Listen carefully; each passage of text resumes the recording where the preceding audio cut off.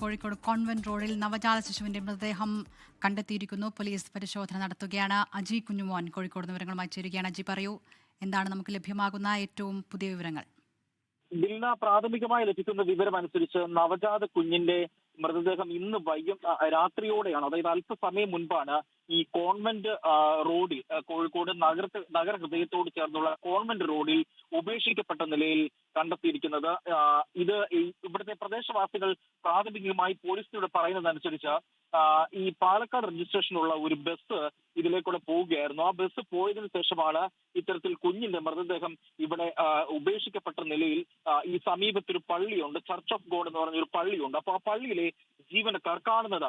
ഇത് കണ്ടതിന് ശേഷം ജീവനക്കാർ ഉടനെ തന്നെ പോലീസിൽ വിവരം അറിയിക്കുകയാണ് ചെയ്തത്. ഏതായാലും പോലീസ് ഇപ്പോൾ വിശദമായി തന്നെ CCTV-കൾ കേന്ദ്രീകരിച്ച് പരിശോധനകൾ നടത്തുകയാണ്.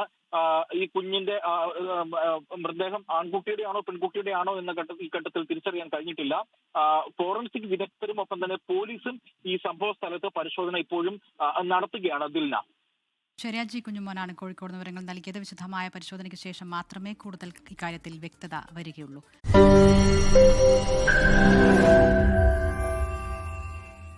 ലോകത്തെവിടെയായാലും ഏത് സമയത്തും 24 വാർത്തകളും ഓഗ്മെന്റഡ് റിയാലിറ്റി പാക്കേജുകളും എക്സ്പ്ലെയിനറുകളും വിശദമായി കാണാൻ ഞങ്ങളുടെ യൂട്യൂബ് ചാനൽ നിങ്ങൾക്ക് സബ്സ്ക്രൈബ് ചെയ്യാം.